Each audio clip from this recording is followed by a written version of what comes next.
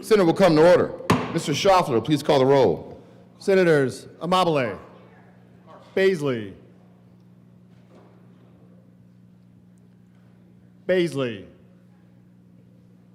Excuse. Ball, Benavidez, Bridges, Bright, Carson, Catlin, Cutter, Danielson, Doherty, Here. Exum, Frizzell, Gonzalez, Henriksen,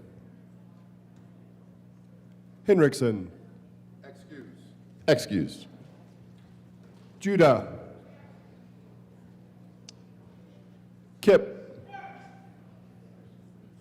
Kirkmeyer, Kolker, Lindstedt, Liston, Marchman, Mullica, Pelton B, Pelton R, Rich, Roberts, Rodriguez, Simpson, Snyder, Sullivan, Wallace, Weissman, Zamora Wilson, Baisley, Henriksen.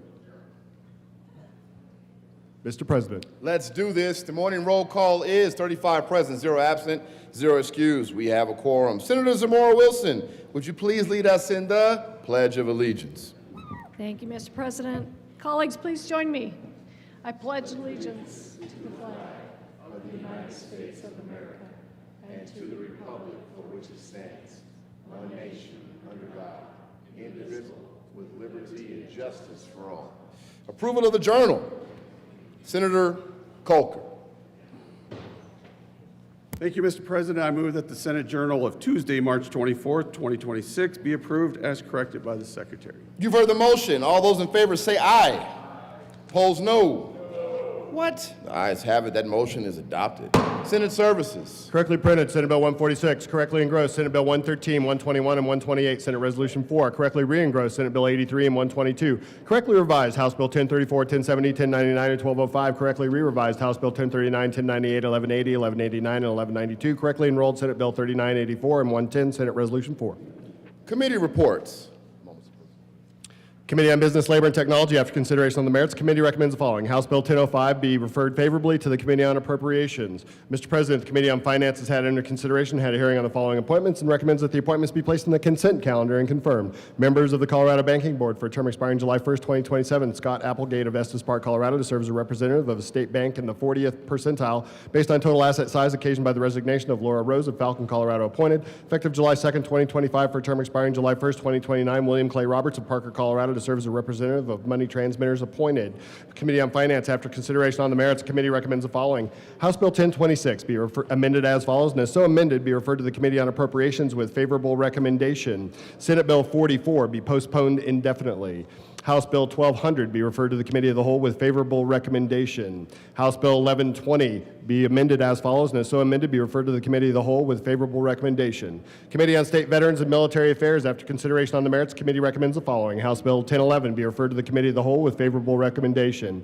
House Bill 1133 be referred to the Committee of the Whole with favorable recommendation. House Bill 1084 be referred to the Committee of the Whole with favorable recommendation. Mr. Majority Leader. Thank you, Madam President. I move the Senate proceed out of order for moments of personal privilege. You've heard the motion. All those in favor say aye. Aye. All those opposed, no. The ayes have it, and the Senate will proceed out of order for moments of personal privilege. Senator Coleman. Thank you, Madam President. I request a moment of personal privilege. Granted. Thank you, Madam President. Members, we have here today an individual in our chamber. To my right, your left, his name is Matthew Stanwood. Cerebral palsy is a lifelong neurological condition affecting movement, muscle tone, and posture, impacting more than 1 million Americans and over 17 million individuals worldwide.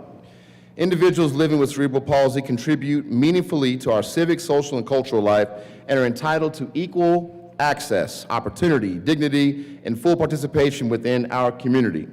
Matthew Stanwood has demonstrated exceptional perseverance, leadership, and commitment to advocacy by raising awareness of cerebral palsy and championing the rights of individuals with disabilities.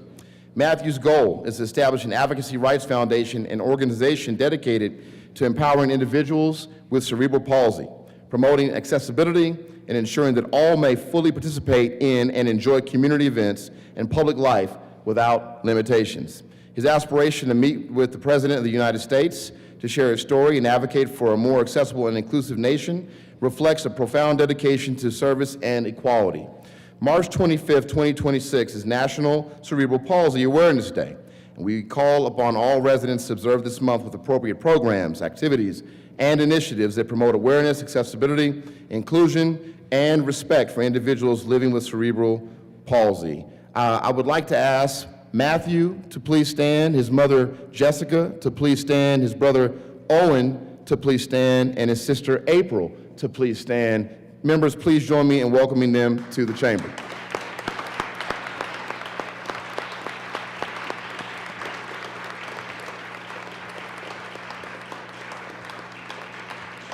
Very good. And Matthew, as we like to say, let's do this. All right, man. Senator Gonzalez. Thank you, Madam President. I request a moment of personal privilege. Granted. Thank you, Madam President. It is an honor and a joy to welcome folks from the Colorado Immigrant Rights Coalition and Colorado People's Alliance who are here today for their Advocacy Day. You may be seeing folks, and I hope that you have an opportunity to visit with these leaders today here during the course of the day. I will just say that now more than ever, listening to community who is doing the work to protect our Constitution and to rebuild trust matters so deeply. Thank you all for joining us here today. Mr. President, may I please just invite the chamber to give these leaders a round of applause.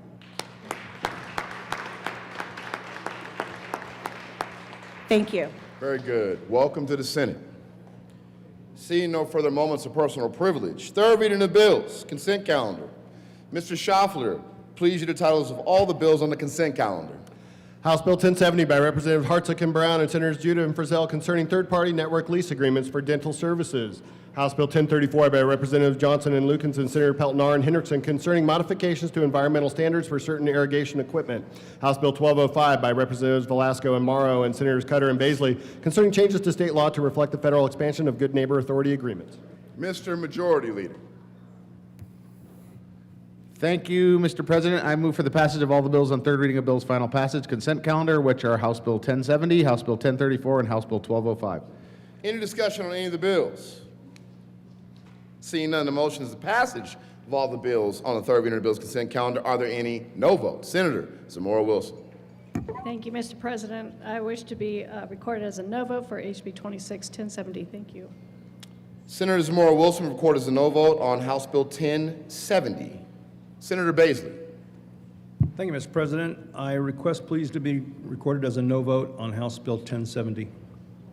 Senator Baisley will be recorded as a no vote on House Bill 1070. Further no votes? Seeing none, with a vote of 33 ayes, 2 noes, 0 absent, 0 excused, House Bill 1070 is passed. Co-sponsors. Senators Kipp. Co-sponsors on 1070. Weissman. Please add the president. Oh, and Senator Doherty. And Senadora Gonzalez. With a vote of 35 ayes, 0 noes, 0 absent, 0 excused, House Bill 1034 is passed. Co-sponsors, Senators, Mr. Minority Leader Kipp, Roberts. Catlin.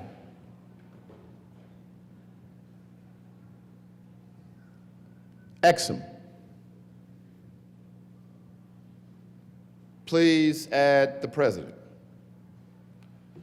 With a vote of 35 ayes, 0 noes, 0 absent, 0 excused, House Bill 1205 is passed. Co-sponsors. Senators Roberts, Snyder, Exum, Wallace, Catlin, Kipp. Please add the president. Third reading of bills. Final passage. Mr. Schauffele, please read the title of Senate Bill 66.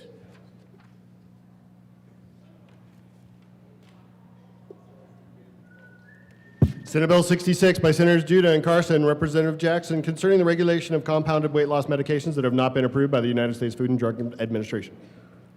Anybody to move the bill? Mr. Majority Leader. Thank you, Mr. President. I move Senate Bill 66, lay over to the bottom of the calendar. The motion is lay over Senate Bill 66 at the bottom of the calendar. All those in favor say aye. Opposed, no. The ayes have it. Senate Bill 66 will lay over to the bottom of the third reading of the bill's final passage calendar.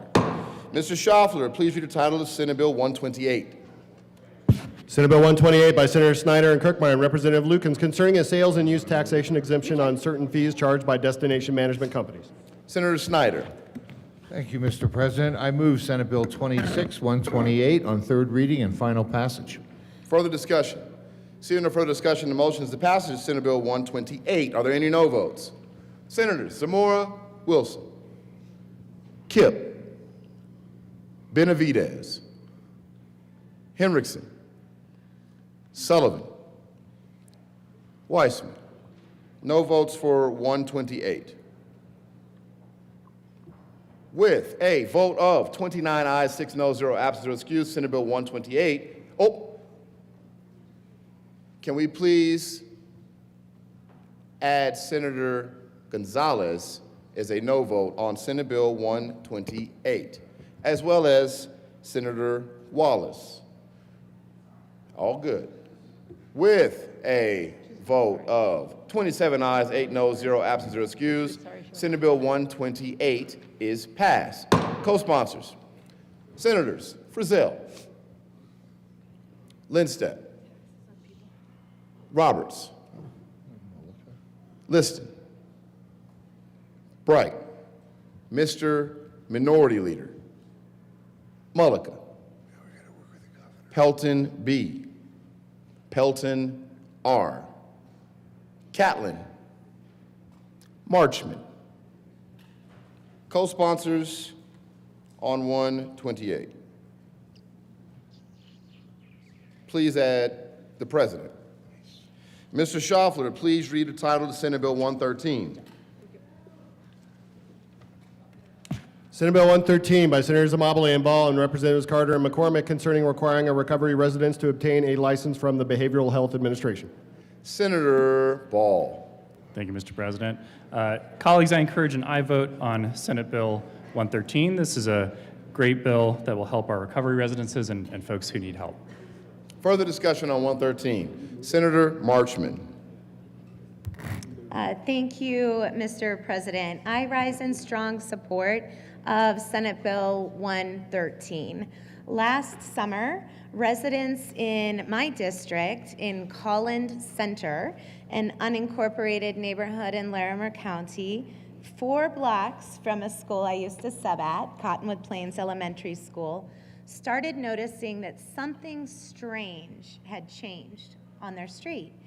A new operator had moved in. He purchased a single-family home. He began housing multiple registered sex offenders with no on-site staff, and he told neighbors at a public community meeting that the residents would just hold each other accountable. 50 families showed up to that public meeting at Council Tree Library in Fort Collins. They raised every concern you can imagine. proximity to an elementary school, children living next door, residents with convictions, especially involving children under 12. They were scared, and they were right to ask questions. As I started digging, I realized that we have very limited tools. This operator had obtained a provisional certification through CARR. It's an acronym, C-A-R-R. It's our third-party certifying body. That is a pretty low bar. It does not require rigorous state inspection, background check, or ongoing accountability that a state license demands. And here is what made this situation especially painful for my constituents. When an identical facility run by the same operator was shut down in another Colorado municipality because that city had a local ordinance, and when a second facility run by the same operator was shut down in yet another town because that municipality had an ordinance, my constituents left in unincorporated Larimer County had nothing that they could rely on for protection. But this bill fixes that. Beginning July 1 of next year, this bill will require a state license from the BHA, not just the third-party certification, to operate a recovery residence. It mandates the fingerprint-based criminal history background checks on every owner and manager. It requires BHA inspections and written correction plans when violations are found. It establishes incident reporting with public accountability, and it requires notice to local governments upon license approval. So counties like Larimer are not left in the dark when a recovery residence opens in their jurisdiction. And I love this too, that it funds itself entirely through operator fees. So I want to be clear, I really believe in recovery, and I believe stable housing reduces recidivism. And this bill does nothing to shut down or slow down recovery residences, but what it does is raise the floor. So every recovery residence in Colorado, including the ones that my constituents are subjected to, is going to operate with accountability, transparency, and state oversight, regardless of what their municipality has done or what their county has not been able to do. My constituents in Larimer County deserve that floor, and they didn't have it. This bill gives it to them and to every neighborhood in Colorado. So I urge an aye vote. Thank you. Further discussion, Senator Wallace. Thank you, Mr. President. I want to echo the sentiments of the good senator from Loveland. Longmont also had a residence by this same operator opened up. And it was, we met with constituents over the summer. We had BHA come out to our district to come and talk with folks, and I think what we came up against over and over again was BHA lacking oversight and really us shipping out the important work of the state to third parties that didn't have a vested interest here and then didn't end up sticking around. CARR ended up shutting down, really had no accountability to our constituents. And so I want to thank the folks at BHA that worked so hard with us over the summer to connect with constituents wherever they could. And then I want to thank the good sponsors for bringing this measure to make sure that there is structured oversight through BHA moving forward so that folks can get into recovery, but in spaces that make sense for local communities. So, thank you. Further discussion. Senator Ball. Thank you, Mr. President. I move Senate Bill 113 on third reading and final passage and encourage an aye vote. Very good. Seeing no further discussion, the motion is the passage of Senate Bill 113. Are there any no votes? Senators Zamora Wilson, Baisley, Pelton R, Carson. With, please also add Senator Pelton B as a no vote. With a vote of 30 ayes, 5 noes, 0 absent, 0 excused, Senate Bill 113 is passed. Co-sponsors, Senators Marchman, Kipp, Benavidez, Wallace, Senadora Gonzalez, Judah, Weissman, Snyder, Lindstedt, Cutter, Colker, Exum, Mullica. Please add the president. Mr. Schaffler, please read the title, Senate Bill 121.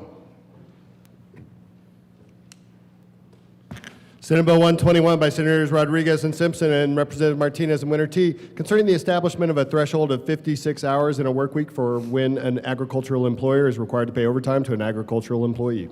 Mr. Minority Leader. Thank you, Mr. President. I move Senate Bill 121 on third reading and ask for an aye vote. Further discussion? There is further discussion. Senator Marchman. Thank you, Mr. President. Well, I did enjoy the conversation that we had yesterday, digging into some different ways that we could maybe change this policy a little bit.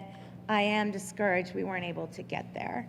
I have shared with some of you guys that this past weekend in Loveland, I had a meet and greet. My very first question this weekend was from a woman named Miss Garcia. She's about 60. She doesn't follow Colorado politics. She has other things going on, as most people do. But she had found this bill on her own, and she'd formed a view. The thing she asked me in front of my entire group of constituents was, will you commit to voting against that awful ag labor bill? Not what do you think, not have you looked at it. She was offended. The bill had broken through to someone who normally doesn't even track what happens in this building. I want this chamber to understand why, because it's not complicated, it's not partisan, and luckily it's math, my favorite thing. But before I make my case, I want to say something genuine about the people who brought this bill, because nothing I'm about to say is aimed at them. The majority leader, my colleague from Denver, voted for something I didn't get a chance to vote on, the 2021 Farm Worker Protections. He said so directly.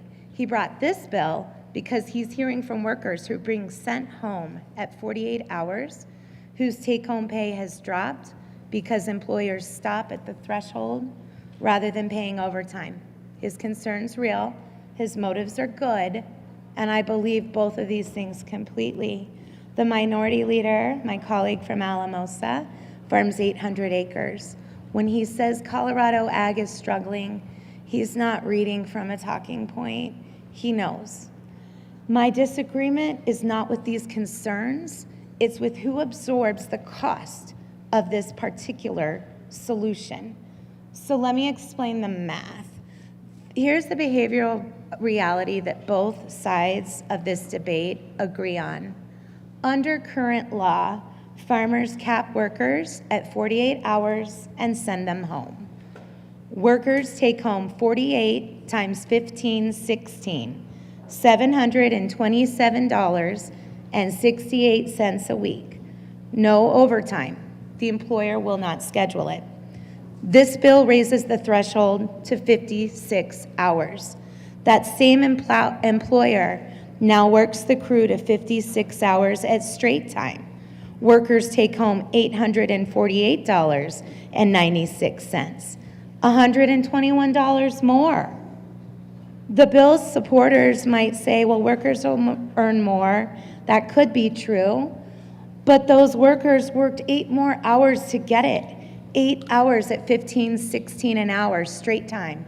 No premium, no recognition that an extra hour of labor at the end of a long week in August has ever been worth more than the first hour of the week. The overtime premium that current law assigns to those extra 8 hours exists precisely because we decided as a society the extra hours beyond a threshold deserve extra compensation. This bill removes that premium. Workers work longer. Employers pay straight time. The extra $121 they get is not a raise. It's a payment for 8 hours of additional labor at a rate that gives workers nothing beyond what they would earn if they stayed home an extra day and came back. And these workers have no union, no collective bargaining, no grievance process, no leverage to refuse the extra hours. This law was the leverage, but this bill takes it away. So I want to name something structural also about the bill before we vote, because it matters that this is a very permanent choice. The current 48-hour threshold lives in rules. It was an administrative rule that CDLE can adjust based on evidence. If the data showed the threshold needed to change, the rulemaking process existed to change it. This bill moves this out of rule and into statute through a full repeal and reenactment that happened on the Senate floor yesterday. Once it's in statute, CDLE can't touch it. The only remedy would be a new bill. This bill has no sunset, no review trigger, no data collection mandate.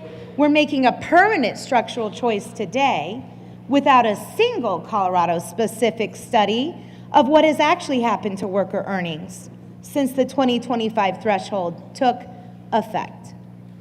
I also want to note that a committee amendment preserved language acknowledging the inequitable and racist origins of ag overtime exemptions, language already in Colorado law, explaining why these workers were excluded from federal overtime protections in 1938. A floor amendment yesterday changed that from amend to repeal and reenact, so that wiped the prior statute clean, including that acknowledgement.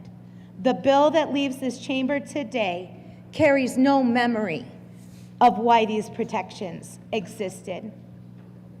I want to ask one question before we vote. And I want to ask it without accusation, because I mean it as a genuine question.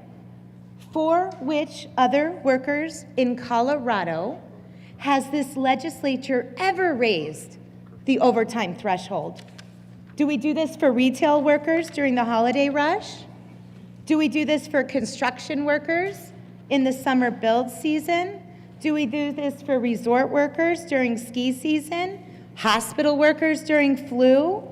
The argument that seasonal operational pressure justifies a higher overtime floor has been made in this building one time, and it's for ag workers.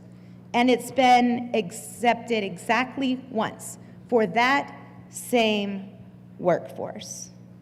The only workforce in this state for whom these arguments have ever been accepted is the one that is predominantly immigrant, predominantly Latino, not unionized, and not in a position to walk into this building and make the case for itself. I don't believe this is the motivation for the bill. I'm just saying it's a pattern. And when a bill lands in a way that it wouldn't survive a 5-minute conversation outside any other workforce, I think that's a red flag. Ms. Garcia, who does not follow politics, who did not come to the table with a prepared list, found this bill on her own and knew exactly what word to use for it. So I can tell you what I would have supported. I would have supported the CDLE rulemaking process. I would have supported a sunset clause, a data collection mandate. If this body is going to move the overtime threshold from rule into statute, the absolute minimum we owe the workers affected is a mechanism to revisit that choice based on evidence. This bill has none. And I am for this principle that the legislature established in 21, that ag workers are not a separate category of human being whose labor is worth less than everyone else's. That principle took 83 years to arrive in Colorado. Wow. We should not walk it back without evidence, without a sunset, and without a word of acknowledgement. Ms. Garcia was not asking me about the comps order 40. She was not asking about the amendment sequences that would be brought. She was asking something much simpler. Do you see these workers? Do you understand that the people who will work those extra 8 hours at dairies and Weld across my district and every ag district in this state cannot come to this chamber and speak for themselves? Do you understand that the law is the only thing standing between them and whatever an employer decides to schedule? Senator Marshall, would you like to go into your next 10 minutes? Yes, please. Please. The law speaks for these farm workers, or it doesn't. This bill makes it speak less clearly. I owe Ms. Garcia a direct answer. I owe these workers a direct vote. And I'm going to be voting no today. Thank you. Thank you. Further discussion? Senator Pelton B. Thank you, Mr. President. I just want to thank the sponsors for bringing this bill. I didn't speak yesterday. I wanted to wait till our third readings if we made it that far to speak. A lot of things that I heard up here was talking about we need to pay our workers more. I think we need to pay our family farms more. We're at $3.50 corn. It was the same way in 1950. And we have higher input costs all across. Our whole balance sheet talks about increase in diesel. Look at the diesel prices now. We don't pay taxes on diesel when we put it in our tractors, but it's still higher cost. Fertilizers, same way. Exactly. These are all things that we have to pay for. I have one gentleman that lives outside of Kingsburg who said, if we don't fix this overtime law, I will lose a crop. Because I cannot pay my folks enough I can't pay them overtime in order to get that crop out and still able to keep the farms and make my loans. That's what he told me. We talked a lot about yesterday about how this is the land of opportunity, and it is. It is the land of opportunity. But when all the states around us have no overtime threshold, we are losing workers to those states because we have an overtime threshold. Fort Morgan schools have lost over 100 students due to immigration and ag labor. The superintendent called me the other day and said, I'm $1.5 million in the hole because of that's how many students we have lost. I have 17 dairies in Morgan County alone. When I talk to the dairy farmers, I ask them, and many people in this room, many people over in the house, they took tours out there. We talk about what's your biggest issue right now? Input costs and ag labor. They're leaving our state. They're leaving our state to find other jobs because they can work 60, 70 hours to be able to make that money. Here we have to cut them off at 48. They can't afford it. Our dairy farmers are working in the red for the last 2 years because we don't have a farm bill. If we had a farm bill, we'd be able to make that money. But between the prior administration and this administration, we're not getting a farm bill yet. They just passed one. It's hard on us. We're stuck in the middle. And we're doing everything to survive. When these farms go away, the small family farms, and thank God for our tax structure, our property tax structures, because that's what keeps family farms in business. We have not become Nebraska or Kansas with the big corporate farms because we are able to make sure that our farmers are put first.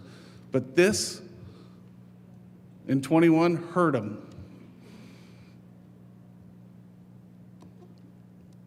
If we lose our farmers, we lose rural Colorado. And we can't lose rural Colorado. $47 billion in ag industry is what we do. And I mean, I've worked on several farms. My wife and her family are immigrants here. Her grandfather came here to work. And that is instilled in their family. And they're proud of it. Ag labor is very important. And we must do this, we must pass this bill to fix it so we can continue the wonderful industry that we have in rural Colorado. I want those 100 and some odd kids to stay in Morgan County, not leave. I want their families to be prosperous. One of my funniest ironies that happened this year is I had the Teamsters in my office. And I said, I had a Teamster worker and their lobbyist with them. And I said, how do you feel about your job? Do you love your job? And he says, yes. And he says, I don't want automation. I said, I agree with you. But if you don't want automation and you want to keep your job, we need to make sure that the dairies and the feedlots are still there. And I need your help with making sure that we can pay our people. We can give them 60 hours or 56 hours. I need your help. Because if not, those feedlots, those dairies, they'll go away. I've had so many dairies ask me, we'd love to expand, but we're actually thinking about leaving the state. That's our economy. We grow corn, wheat, hay to make sure that the dairies and the feedlots have it. So that's our commodities. And none of them are set by us. I get to charge, as a master electrician, I get to go to your house and I can charge $47.50 an hour to work to wire your house. And then if I'm not making money, I get to charge $55 an hour to go wire your house. That's not how it works in agriculture. It is set by the markets, and the markets fluctuate. I always get this talk about tariffs. I mean, tariffs are pretty much essentially fees that this chamber has been very adamant about putting on folks, and other in this building, but that's essentially what they are. And the tariffs don't work well with the grain guys, but the cattle guys, they're okay with them because it opens up markets. So it's all over the place, but it hurts agriculture, and we know that. We've seen it before. I always tell people, I especially tell my kids when they worry about watching our communities and watching kids leave their communities. I said, I lived through this in the 70s and 80s. We did this once before. Farm sales, all kinds of issues. But this is something that we could fix right here, right now, with this bill. I really appreciate everybody in this chamber who came to my district and toured and listened to my folks. I appreciate it so much. It means a lot to all of us when you do that. But I just really ask to help us and save agriculture and vote yes on this bill. Thank you. Further discussion. Senator Benavidez. Thank you, Mr. President. You know, the reason I came up here is I listened to my colleague, and he was absolutely correct that farmers and ranchers are struggling right now at not a fault of their own. When he talked about we haven't had a farm bill for 5 years, there's a farm bill being considered right now in Congress, but we haven't had one. And the provisions of H.R. 1 last summer, it reduced by $1 billion what farmers got. So it wasn't what they needed in that respect. And in my district, the land mass, about half of it is agricultural. Not in numbers of voters, but the land mass is there. And there are farmers and ranchers, and I spoke to one last weekend. And I understand clearly how difficult it is to do that. And again, it's not their fault. It's everything else that's happening around them.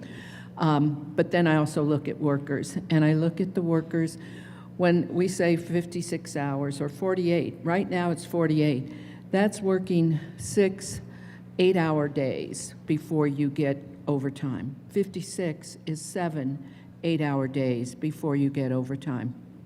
And, you know, that right now, it's 56 hours only during seasonal periods. It's 48 hours the rest of the time. To get to those seasonal periods, there's some requirements that farmers have to do. They have to establish that they have doubled their workforce during a 22-week period within a calendar year. I would say if we got rid of those requirements to do that, and it wasn't tied just to seasonal, and made 56 hours the hours anytime for those kinds of agricultural workers, but the others that are working year-round at roughly 40 to 48 hours, that we keep it where it is now at 48. So I think getting rid of those requirements for seasonal might be helpful in this, and keeping the hours as they are, 48 and 56 for seasonal.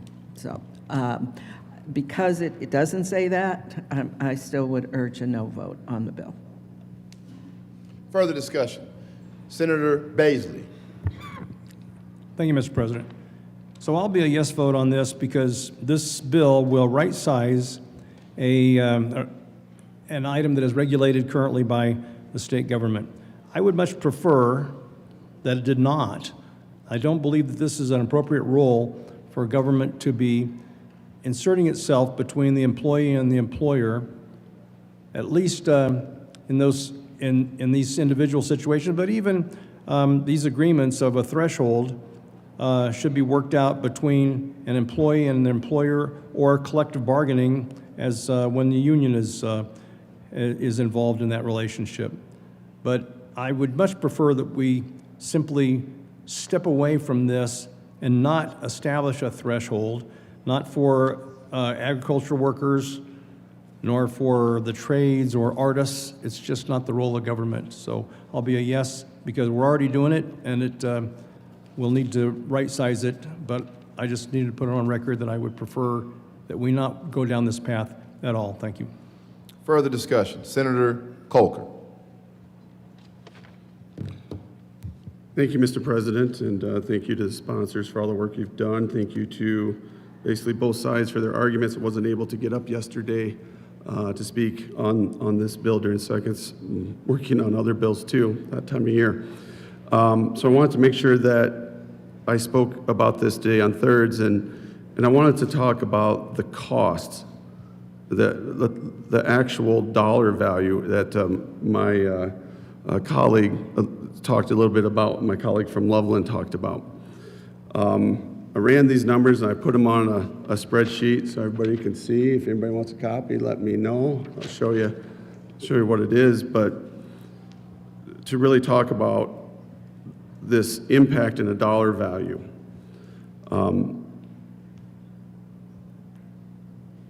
we exempted with the previous rule to 48 hours. So if you work up to 48 hours, there is no overtime. So 8 hours, and what this bill is doing is adding another 8. But from 48 to 40 on the current minimum wage at $15.16,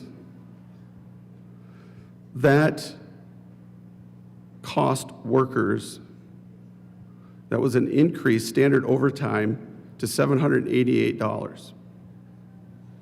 On 40 hours, they're making $606. To 56 hours is what this bill says. Their overtime will be $909 now that we are switching, compared to the 48. So the difference between 48 hours and 56 hours is $60.64 for minimum wage. for $19 an hour, because I think we heard yesterday some pay $19 an hour.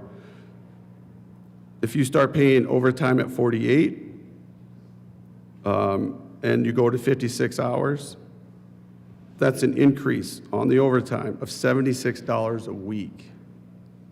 76 doesn't do a lot at the grocery store these days for the workers. This is quietly shifting income from workers to employers. And I just want you to think about that. Think about $76. Or over the course of the full week, at 56 hours, it's adding $1.36 an hour to keep the rules at where they're at with 48 hours. We have exemptions. We have exemptions for decision-making managers who are making $57,000 annually. There's no overtime there. It's $19.84 an hour at 56 hours. That's what they would pay as their exemption. That's what they would make if you divide it out hourly at 56 hours. What this bill takes away is that the laborer would get $20.36 an hour. So they would make more than what's being exempted out, just by 50 cents an hour. So I want you all to think about what $76 does, for $18 an hour, what $72 does, and for minimum wage, what $60 does per week. And what kind of work these employees are doing. If you're working 56 hours, and if you're working 5-day weeks, that's 13-hour days. If you're working 6-day weeks, that's 9-hour days. I mean, I think for 13-hour days, you should get some overtime. And what is the type of labor? Is this manual labor? Is this sitting in a tractor, like I used to do? Or is it baling hay, like I also used to do?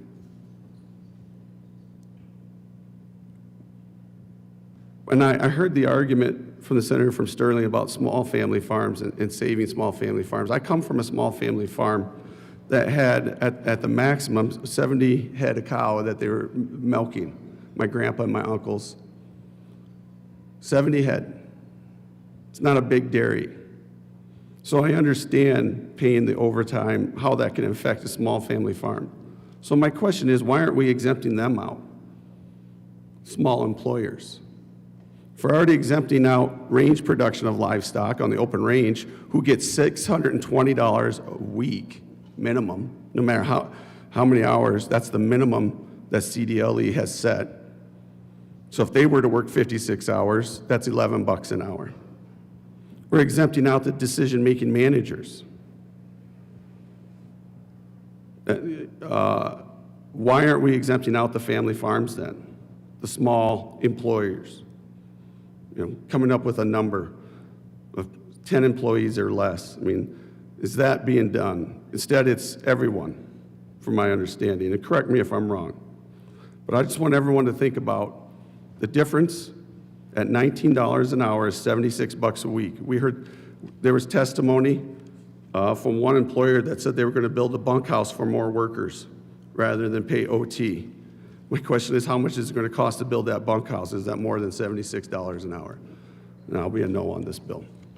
Or $76 a week, excuse me. Further discussion. Senator Zamora Wilson. Thank you, Mr. President. I just would typically be against any bill that has the government getting involved in the market, and this is, as I'm informed, the government is already involved in this market, and it's a prime example of how it creates inefficiencies. And so when you have inefficiencies, it's like, how do you rectify it? And this is one of those ways. It's always, you're fixing a problem. Again, I just want to on the record that typically would be against this, but I will vote a yes for this because of the trying to correct this. Thank you. Senator Danielson. Thank you, Mr. President. Thank you, colleagues. I want to start by acknowledging my friend and colleague, the good senator from Denver, because we have had a disagreement where this policy is concerned for a couple of years now. And he's approached me with nothing but respect and courtesy, even though we don't agree on policy. And that's not always the deal in this building. So I just want to say on the record that that's how this has been presented to me as one of the prime sponsors, original sponsors of the Farm Worker Bill of Rights in 2021. And I acknowledge his support for the original measure. In 2021, what I established with that bill was an end to the exemption for an entire industry of certain basic human rights in terms of their workforce. They had never had overtime requirements before. They actually hadn't had minimum wage requirements before, protection from retaliation, any housing standards for employee-provided housing. They had never had the protection for goods and services and religious services delivered to their homes or their workplaces. They'd never had protection for legal assistance. Any requirements around food, water, heat, they were exempt.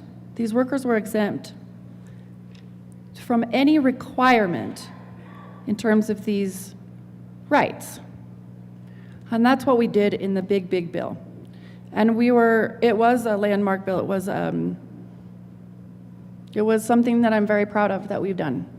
And there was a lot of back and forth. I mean, we cut a third of the bill out before it came to the first committee, and in the first committee, we took a lot more out and continued to compromise. I think it took me something like 2.5 hours on the floor of the Senate that day to just explain the amendments that I had crafted and put forward on behalf of the opponents of the measure.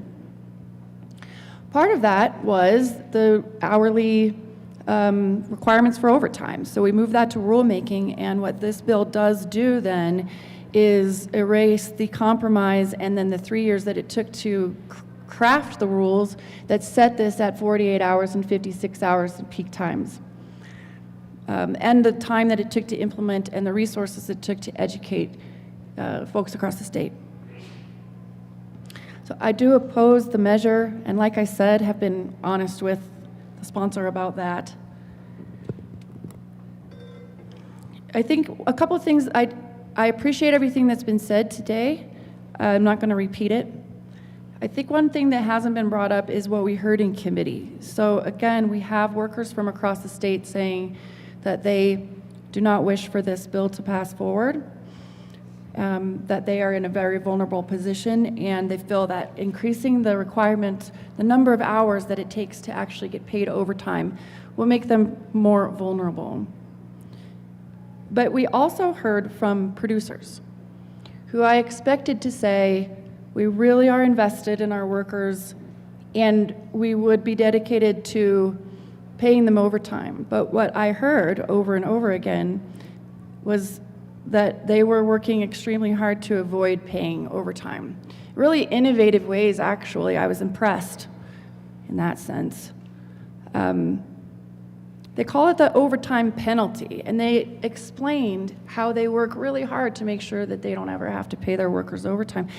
Further, when pressed by one of the members of the committee, responded that even if we were in a position like other states to provide financial assistance, that they would still, they said on the record, no, I have no intention of paying overtime, even if Colorado were in a position to provide financial assistance. They've been exempt from having to pay overtime for a very long time. And of course, they don't like having to do it now. I understand that. I disagree with it. The workers that provide the labor for this incredibly critical industry are no less valuable than the workers in any other industry, and the labor that they provide is no less valuable.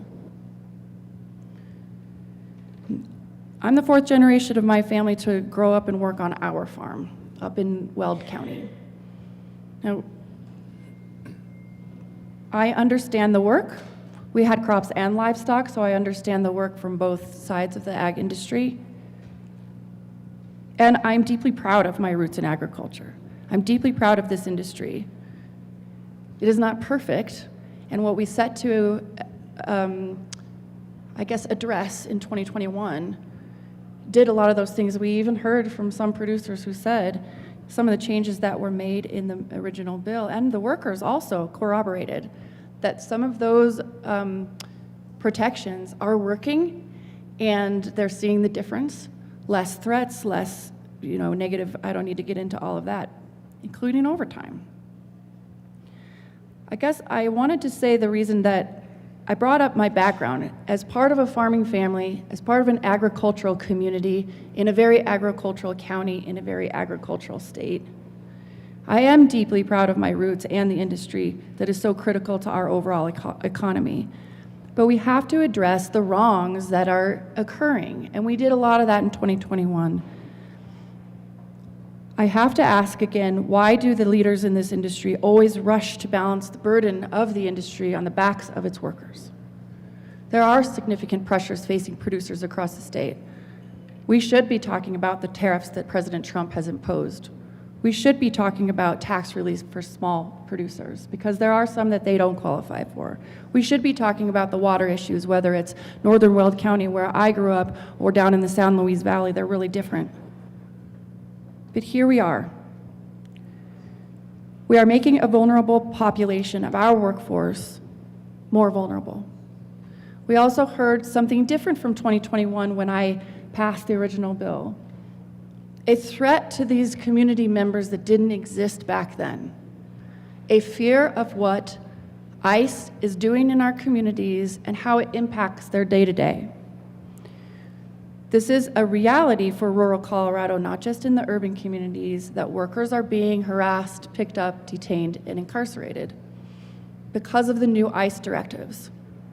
So there's even a new burden on this workforce and their families. They are beloved and critical members of our communities, but they're not in community right now. They're not going to church anymore. Their children fear that when they get home from school, their parents won't be there to see them. They're not going to the grocery store. I believe that this is the wrong direction to take our law. I believe that this makes this vulnerable workforce more vulnerable, and right now, we in the Senate should be taking steps to protect them further, not roll back our overtime protections. I respectfully urge a no vote on this measure, and I thank you so much for your time and consideration. Further discussion? Senadora Gonzalez.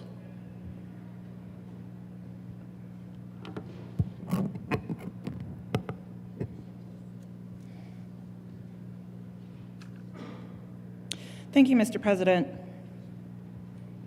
I want to begin by extending my appreciation to the Chamber for your thoughtful consideration and debate of this important policy during yesterday's second reading.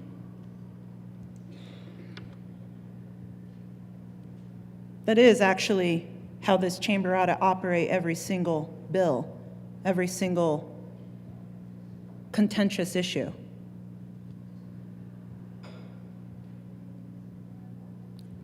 Not party, not rural versus urban. 35 people elected to do the work on behalf of Coloradans. I think we demonstrated yesterday why we are the upper chamber. And I'm grateful for it. I heard in yesterday's debate stories about why people on both sides of this aisle felt as strongly as they did, one way or another. There were several amendments that were proposed.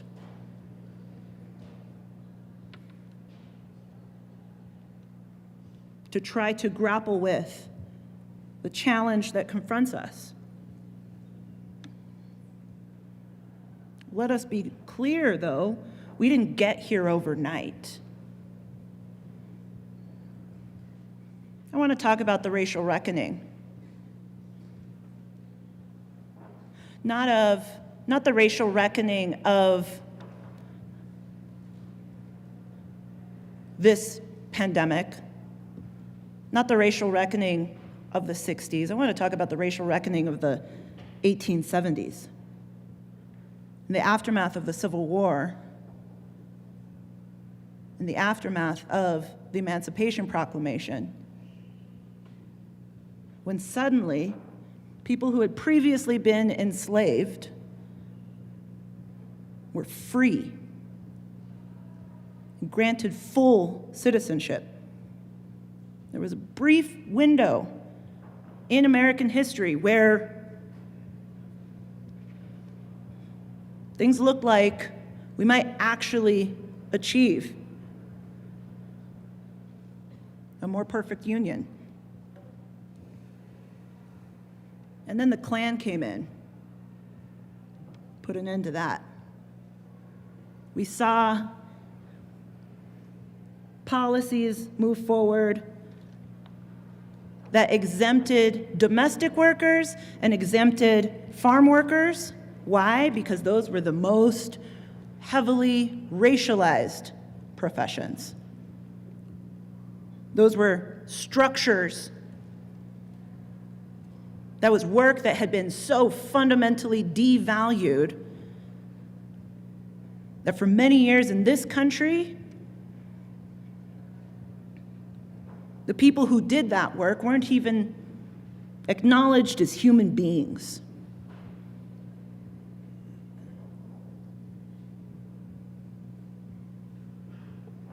So I appreciated that yesterday, during our second reading debate, there was reference to the FLSA of 1936. I appreciated the nuance and complexity that this chamber grappled with. Let me just add another layer into this mix. Since I was chairing yesterday, I didn't have the opportunity to come down and offer these thoughts. Where I believe, in my experience, in my understanding, as I've listened to workers and farmers, not just over this bill, but over my 8 years here in this building, and previous to that as an organizer in community, trying to ensure that every Coloradan is treated with dignity and respect, what I have heard is that the North American Free Trade Agreement of 1994, a policy that allowed the free movement of goods and services, but did not create the same dignity and respect for the people who actually create said goods and services, has created imbalance, consolidation, monopoly, and it is putting everyone on the brink.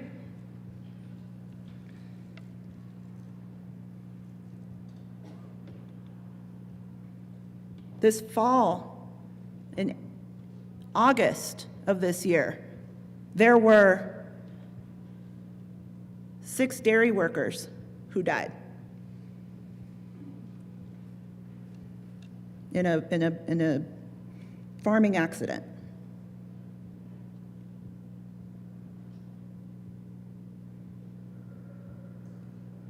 There were, yesterday during this debate, there was so much debate about the workers who are working harder than ever just to make ends meet, and it's not enough. And so too was the same cry being put forward by the farmers. But what I would submit to you all for your consideration is that in an age of mass consolidation, monopolization of markets, whether it is the farmers whether it is the workers, as long as those two entities are pit against one another, the corporations who actually control the lion's share of why we are in this mess in the first place, they will continue to be just fine.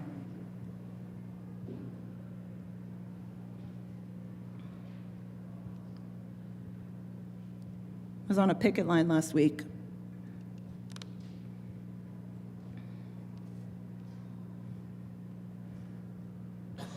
Standing alongside workers who are just doing what they can to fight for a fair contract, facing a corporation that's made billions in profit right here in Colorado.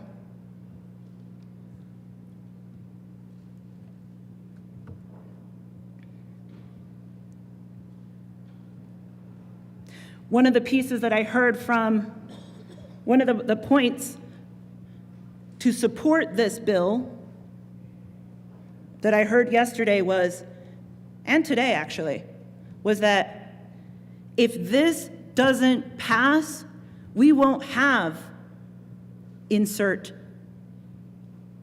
type of agricultural production anymore. We won't have sheep herders. I'm sorry, we won't have sheep.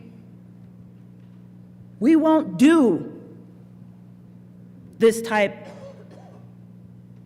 of farming anymore in the state of Colorado. Why? Because we, in this state, still respect small family farms enough to try to fight for them to continue to exist. That threat of consolidation is a real one in Colorado. I spoke this fall to Latino farm owners who are hanging on by their fingernails, want to do right.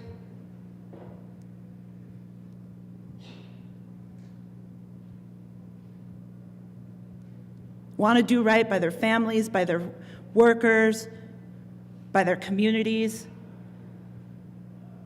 by their consumers. They want to do right by their state. Senator Dora, would you like to go into your next 10 minutes? Thank you. Please. And so in that context, I appreciate the work that has been done on this bill, because there are real challenges that confront the workers, the small family farms,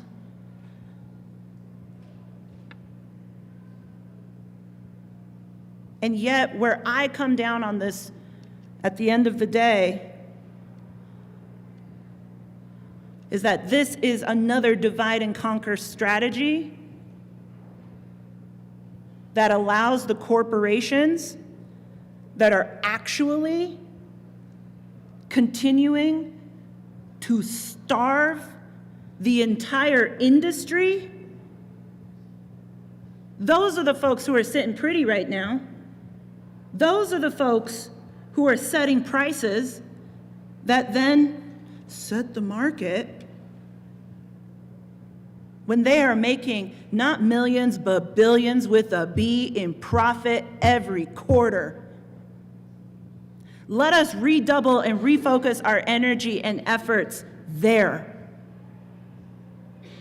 Because if this chamber were to unite to hold those corporations to account, think about the opportunities that that would open up to pay workers a decent wage, to pay the farmers a decent price, to honor and to respect the work that Coloradans put in to feed one another and to feed the nation. So, with appreciation for the debate yesterday, my invitation to each and every one of you in this chamber is that we unite to actually fight the folks who are causing harm to us all. Thank you, Mr. President.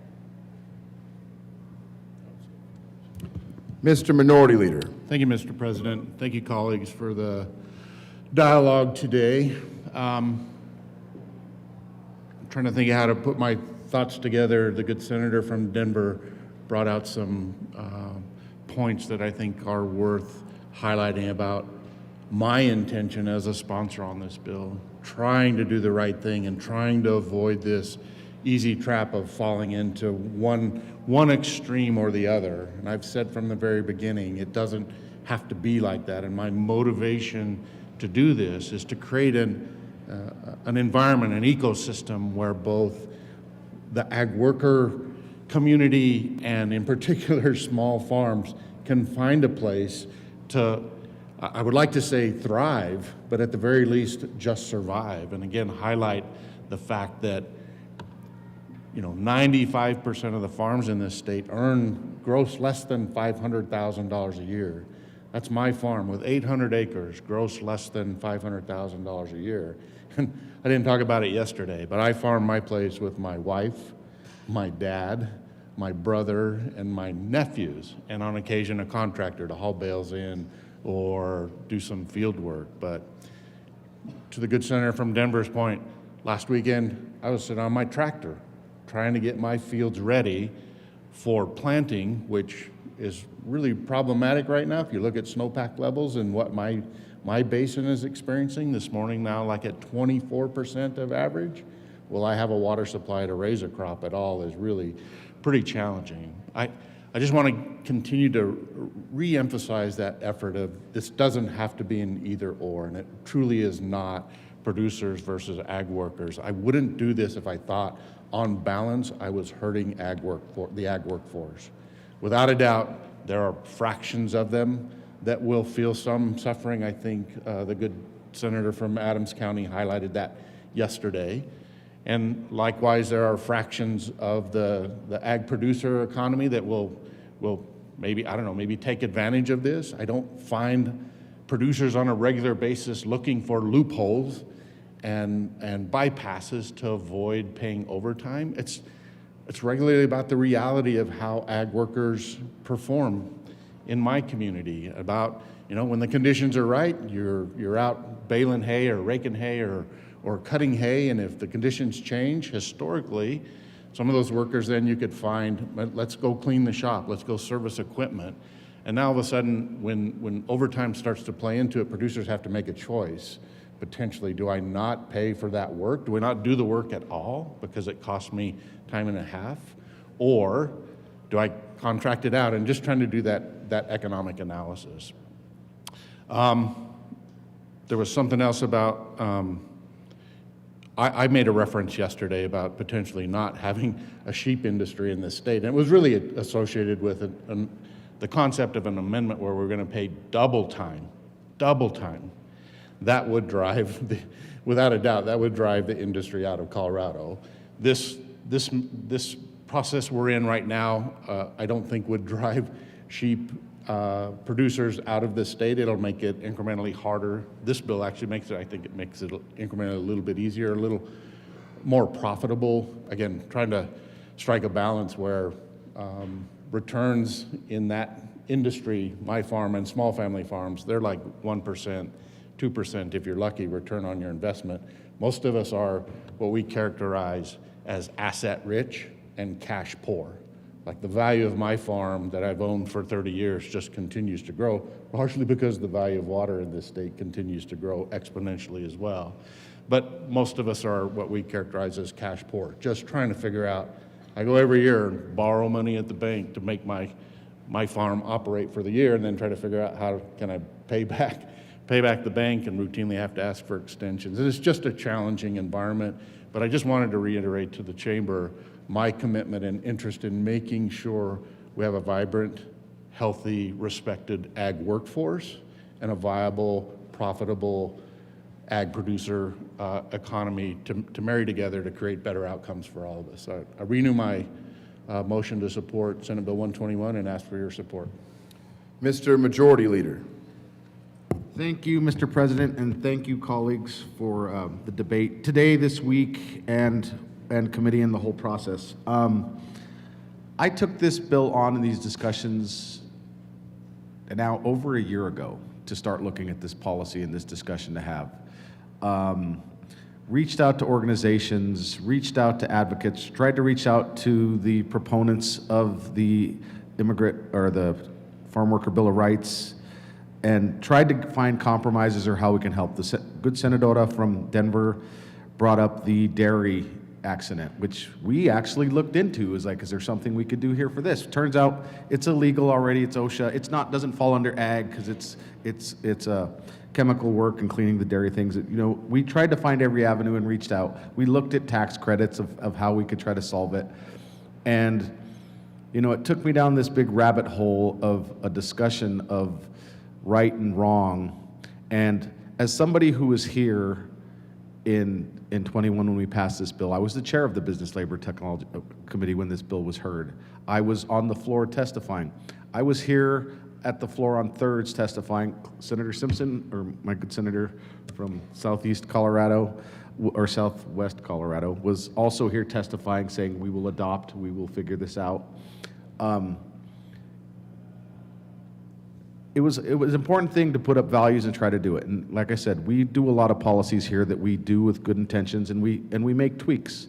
My first year I ran wage theft. I think wage theft has been run 4 or 5 times since then. We have to make adjustments. We make tweaks. My colleague, I appreciate my colleague, Senator from Loveland's comments about a constituent in her community, Ms. Garcia, that came and talked about this horrible bill. And, it took me down this rabbit hole of a conversation with my father, who told me stories, who worked on farms. My father was one of 9, born in a little town of Las Vegas, New Mexico, had to travel around and work farms and do the work, and he would tell me stories. And he was here advocating for this bill with me as well. Also told me stories, I've tried to be a labor champion and work on stuff to ensure workers, and this bill I thought was the right direction to go. We dig into this history, and the debate gets into the history of racism, which so many stories could be told about many of us in our history that we try to get to, and we have conversations coming next week of history of abuse and stuff in our communities that we have to deal with and grapple with as people. But he gets it because, like I said, it's any fight we have. My father, one of 9, went to the military to serve his country, used that access and that position to go to college and buy a home, start a business. He's now a business owner.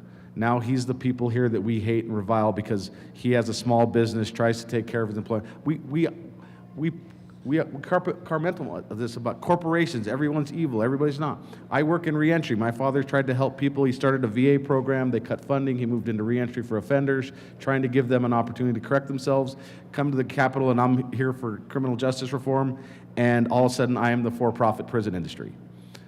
Small family business, I get it. That's how messaging works in this building. We get thrown at us our values, which I don't disagree. I try to live by my values. But I also try to navigate, and it's always been, if we don't have the work, we don't have the workers.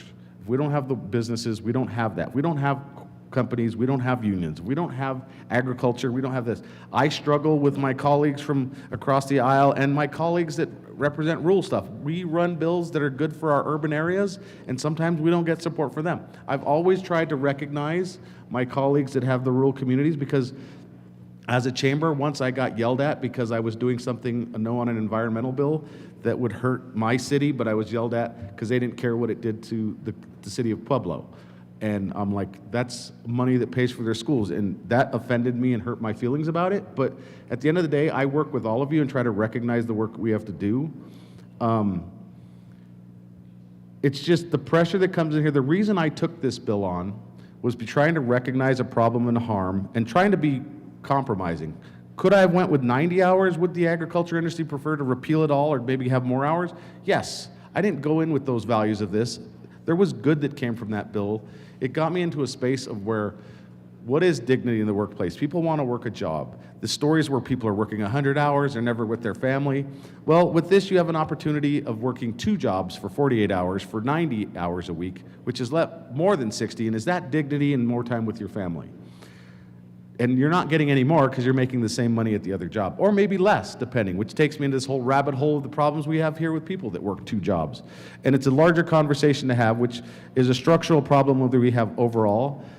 I had conversations with my colleagues across the aisle about the JBS thing, and you dig into this, and the cattlemen were out with the JBS workers striking because their market is getting consolidated too. And the conversations I have with the advocates on the side against this bill was like, we should be punching up. I was like, I don't disagree. And I think some in the agriculture industry would agree to getting rid of commodities pricing. Not all of them. It gets waffly in and out when you get into that space. But this bill was always trying to find a compromise to respect our neighbors and our colleagues across the state that are in business, just like when I ask my colleagues across the aisle that are in the rural communities to recognize the problems we have in the urban that may not affect them, to recognize we have a problem and just because somebody in the building does this for you. The advocates on this bill threw out values and all this other stuff, which I don't disagree with, and it hurts my feelings. I took this bill because my colleague in the House who represents the South Valley, who has farmers, who are Latino, who are people of color, that have made a business, and we complain that we're trying to lift us all up, and some of us have gotten there, and now if they don't agree with everything, the other side says they're bad people and they don't have our values. And that isn't the way we should have these conversations. We all have these histories of our history, and the thing is to try to learn from them. I wish we could do better. I wish we could strike up. I wish we could fix all these problems.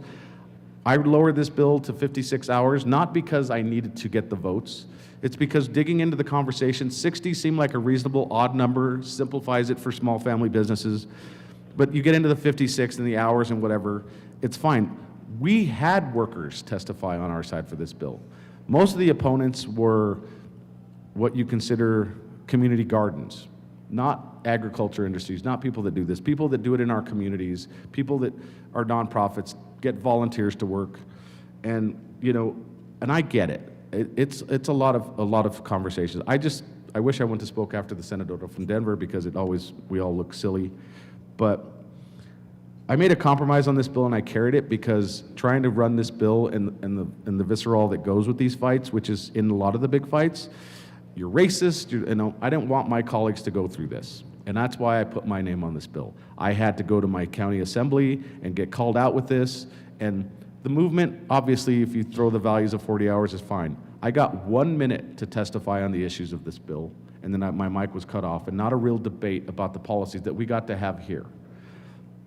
And that's okay. I went into this bill knowing that. Sometimes you have to do the right thing. Sometimes it's hard. And I told my colleague over here, maybe if it wasn't this hard, AI could do this for us.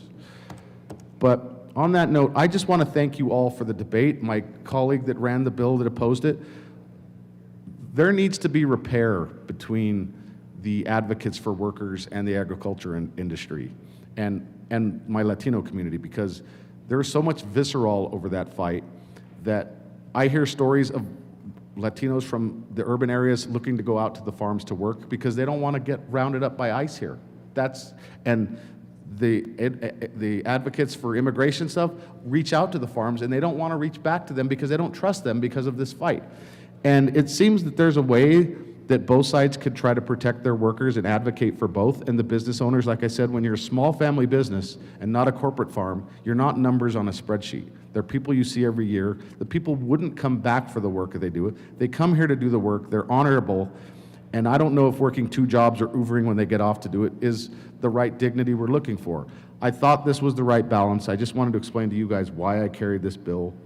It has been hard for me. I think the testimony in the committee was like, this This sucks both ways. And I don't disagree with that. But if we don't have these conversations and debate this policy, then we're never going to move forward. So I just want to thank you for my TED Talk, and I ask for an aye vote. Further discussion? Seeing no further discussion, the motion is the passage of Senate Bill 121. Are there any no votes? Senators Cutter, Marchman, Wallace, Benavidez, Kipp, Danielson, Judah, Weissman, Ball, Sullivan, Colker, Bridges, Exum, Snyder, Gonzalez,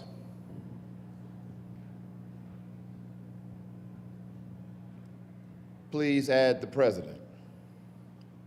With a vote of 19 ayes, 16 noes, 0 absent, 0 excused, Senate Bill 121 is passed. Co-sponsors: Senators Kirkmeyer, Frizzell, Pelton R., Bright, Liston, Rich, Catlin. Mr. Schaffler, please read the title to House Bill 1099. House Bill 1099 by Representatives Titone and Nguyen and Senator Colker and Marchman concerning protecting the financial condition of common interest communities. Senator Colker. Thank you, Mr. President. I move House Bill 26-1099 on third reading, final passage, and ask for an aye vote. Further discussion? Seeing no further discussion, the motion is the passage of House Bill 1099. Are there any no votes? Senators Frizzell, Rich, Zamora Wilson. This is 1099. Pelton B. Bright, Mr. Minority Leader, Kirkmeyer, Carson, Pelton R., Catlin, Liston, Baisley. With a vote of 23 ayes, 12 noes, 0 absent, 0 excused, House Bill 1099 is passed. Co-sponsors: Senators Kipp, Judah, Weissman. Co-sponsors on 1099. You were going to co-sponsor your own bill? Perfect. Sullivan. Senadora Gonzalez. Excellent.